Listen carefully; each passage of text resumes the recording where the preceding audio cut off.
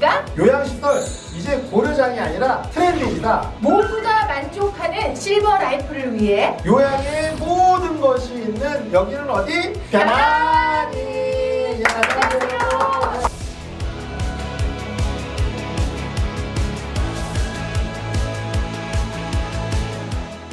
자, 우리가 오늘 또 이야기를 나눠볼 예. 주제는요, 실버타운이 도대체 뭔가요? 입니다. 예. 최근에 가장 많이 듣는 예. 이슈가 아닌가라는 예, 생각이 맞습니다. 드는데 예. 정확한 의미를 사람들이 헷갈려하는 경우가 있어요. 요양시설이랑 조금 헷갈려하는 경우도 예, 예. 있고 어떤 의미인지. 실버타운에 대해서 제가 몇 번 말씀을 드렸어요. 두 달 전에는 요양원, 요양병원, 실버타운을 구분하는 방법도 알려드렸는데 네. 그런 걸 떠나서 오늘 정말 실버타운에 대해서 앞으로 몇 차례에 대해서 정말 객관적인 지식과 주관적인 의견을 섞어서 말씀드리려고 합니다. 일단 가장 중요한 특징은 실버타운은 장기 요양 등급이나 이런 게 필요가 없고 정부에서 일체의 지원이 없습니다. 다만 몇 가지 제약은 있는데요. 어쨌든 정부의 지원이 없이 자기 생돈으로 가야 되다 보니까 네네. 이 부분이 이제 부담이 있는 거죠. 근데 실버타운이 향후에는 대세가 될 수밖에 없습니다. 왜냐면 우리나라 정부에서 사회복지에 너무 신경을 많이 쓰고 관심을 많다 보니까 모든 걸 우리가 다 해야 된다라는 강박이라든지 네네. 큰 정부를 하다 보니까 지금 재정이 너무 고갈이 됐거든요. 네. 여유 있는 분들은 여유 있는 상태에서 쓸 수 있게끔 여지를 열어두고 대신 어려우신 분들에 집중을 해서 어려우신 분들은 최소한의 삶의 마무리를 위한 정부의 테두리 안에서 할 수 있게끔 하면서 차이를 좀 인정을 하고 여지를 좀 열어두고 민간의 참여를 쉽게끔 하는 게 다가오는 초고령 사회에 있어서 해답이 될 거라고 생각을 하고요. 그러다 보니 중요한 게 실버타운.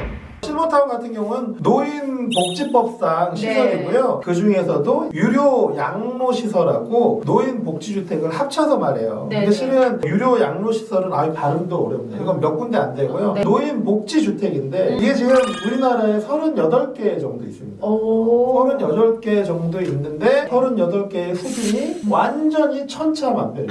근데 중요한 건 네. 지금 이 순간에 전국에 삽질을 하고 있는 실버타운들이 엄청나게 많습니다. 앞으로 실버타운이 엄청나게 많이 생길 거예요. 왜냐면 요양원을 설립을 하는데 정부가 요양원이나 요양병원은 좀 인가나 이런 걸 좀 안 내주는 경향이 좀 있어서 최근에 네. 상대적으로 자유로운 실버타운을 많이들 짓고 있으시고요. 그렇구나. 또 어쨌든 앞으로 실버타운을 찾으려면 어떻게 해야겠어요? 편안이 아니에요? 편안히 그렇죠. 실버타운 찾으신 분들은 네네. 편안히에 들어오셔서 카테고리를 검색을 하시면 네. 온갖 정보를 다 확인을 할 수 있습니다. 네. 일단 오늘 이제 말씀드린 건 입소 요건까지는 말씀을 드릴게요. 네네. 입소를 한다고 그러면 실버타운을 무조건 다 입소를 할 수 있는 게 아니라 부부 중에서 한 명이라도 만 60세를 넘어가셔야 됩니다. 또 시설마다 조금 다른데 80세에서 85세가 넘어가면은 폐실을 해야 되는 데도 있고요. 또 거기다가 치매가 걸리면 폐실을 해야 되는 경우도 있습니다. 그러니까 이게 일반적인 것하고는 조금 다르고요. 실버타운 같은 경우는 제 주변에 보면 어떨 때 가느냐, 밥하기 싫을 때 가십니다. 아.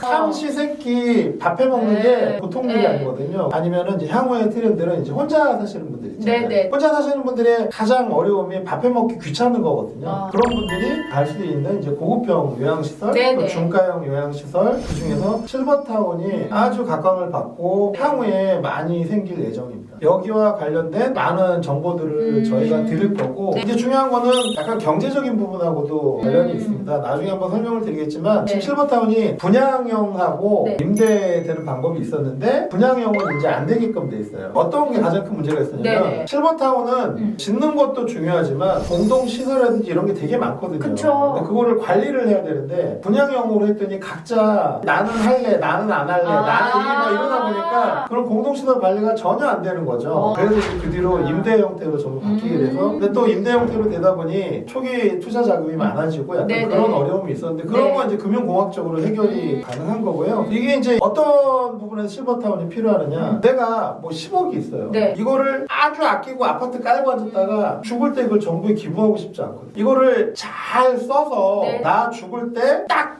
쓰고 죽고 싶기 때문에 보급형 실버타운에 있다가 내가 컨디션이 안 좋아지면 요양원 아니면 요양병원 이렇게 가게끔 그렇게 계획을 잡는 게 되게 중요하고요. 당연히 편안히는 거기와 관련된 금융보험 상품까지 같이 짜주거든요. 네. 어찌됐든 실버타운이 이런 의미에서 향후의 거주 형태로 각광을 받을 수밖에 없습니다. 지금 여기 비슷한 개념으로 노인 공유주택이라든지 아니면 지자체에서 하는 여러 가지 노인 거주 형태들을 하는데 네. 이름이 조금씩 다를 뿐이지 거의 개념은 실버타운이랑 같고요. 들어가려면 어떤 조건들이 있고 우리나라에는 어떤 데들이 있는지는 제가 다음 편에서 또 한번 설명을 드리도록 하겠습니다. 네, 알겠습니다. 자, 오늘은 실버타운이 도대체 뭔가요? 라는 주제를 가지고 얘기를 나눠봤습니다. 오늘 이 시간을 통해서 실버타운의 정의에 대해서는 좀 이해가 많이 됐던 시간이었지 않았나. 웃기지 않은 개그지만 실버타운이 은색이라서 건물 외관이 은색이라 실버타운이 아니고요. 60세 이상의 액티브 시니어부터 들어갈 수 있는 거주 형태인데 정부의 지원이 없는 거주 형태다. 지금은 38곳밖에 없지만 앞으로 엄청나게 늘어나고 지금 저희 주변에도 짓고 있는 실버타운이 엄청 많다. 그런 분들에 대한 정보는 편안히에서 확인할 수 있고 이용할 수 있는 금융이랑 보험 재반 상품도 편안히에서 확인이 가능하다는 거. 네, 앞으로도 저희 편안히는요 요양에 관한 모든 것들을 함께 고민하고 해결해 나가도록 하겠습니다. 예, 실버타운에 관련된 모든 정보 편안히에서 꼭 확인해 보십시오. 여러분 이번 한 주간도 다 함께